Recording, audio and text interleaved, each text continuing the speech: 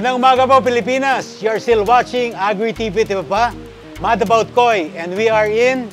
Koy's and Ponds Farm, Las Piñas. My name is Mike Hernandez po, with my beautiful wife. Leslie Hernandez at your service. So, at your service. Of course. Talaga naman. So, today, we'd like to share with you bakit po bumabaluktot ang isda. Yes. Why do koi bend?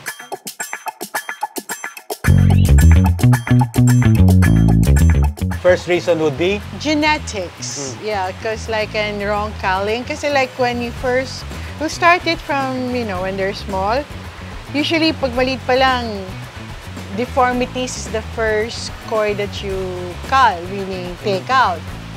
So, makikita mo sa weak bone structure, tinatanggal mo na dapat yun eh. Kasi pag laki nun, it won't improve. And ito, Glass, yung nakita natin, what they're doing in Japan. At ang una po nilang tinatanggal ay yung mga baluktot. No? Yung mga deformities. Baluktot na isda, maliliit, parang sinulid to. No? Yes. So, take out all the deformed koi hanggang sa pagka medyo ganitong size na sila. Eto, medyo supposedly dapat wala ng deformed fish dito. So, it's a question of nakal ba yung isda o hindi. At napalaking ganan, bakit siya baluktot. Yes. So, hindi siya nakal nung maliit. And of course, to begin with, pag nagbe-breed yung mga Japanese ng mga kanilang oyagoi, the lesser baluktot na makita nila sa maliit, the more proven yung bloodline na gagawin nila. So the next one, bakit nagiging bent ang koi is? Electrocution.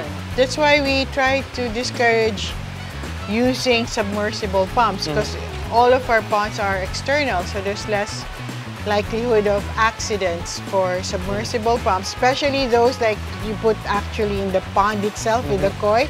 There's always some current running around and it will cause bent koi.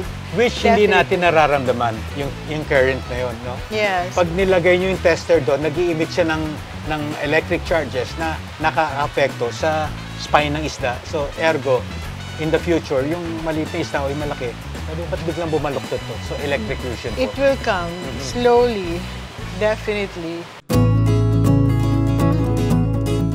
Glass, on to the third topic. Which is weight loss. You know, kasi like, especially for bigger koi, mataba sila, and then suddenly you go out of town for a month, pagbalik mo, and they weren't fed on time, the usual feeding, biglang pumayat. The tendency, marami kami nakikita talaga is it gets bent. And it goes not only for female fish.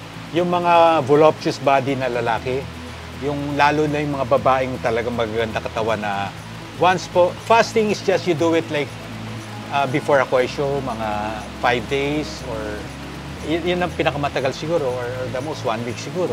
Yeah. And then once a month, nagpa-fast po kami ng mga koi natin dito in one whole day.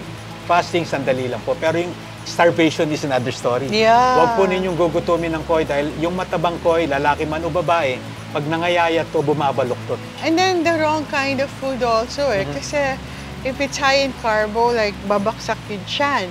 So bibigay din yung bone niya. Madideform pa rin siya. Pag, kita mo, pag masyado malaki ang tiyan, mabigat eh. And then we go to the next topic, which is wrong koi handling. So pagka po nabuhat nyo at nabaluktot yung isda, pwedeng mabalian. Oo, pag nabalian, mahirap na ibalik. O minsan never. So the lifting, the netting, kung mali yung... So kailangan mag-ingat din eh. You could practice but take care always. Take care because po. there's always the risk na mabent yung koi nyo. Minsan kasi pag malikot yan, pagka... You never know. You'll never know pagka minsan nabalian, dire-diretso na. Bent na siya. Or nabitawan nyo, pabagsak, worst scenario, baka mamatay pa. Okay, I think, did we cover everything, Glass? I think so. If you have any more questions, you could call us up, send a message to Agri TV, what other topics you want to talk about. I'll be more than willing to... Come by Koy's and Ponds. And then next week, Glass, what are we going to speak about? Bagging the koi for transport. So, and this will come in 2 parts? Yes. The first one po, yung bagging a koi, paano nyo ibabiyahe? The second one is bagging a koi during A koi show. a koi show. Dito po yan sa Agri TV's Mad About Koi. My name is Mike Hernandez with my beautiful wife. Glessy Hernandez. Talaga may beautiful. No? Of course. Kita-kits po next week. Salamat po. Thank you for watching. Thank you. Bye. Bye.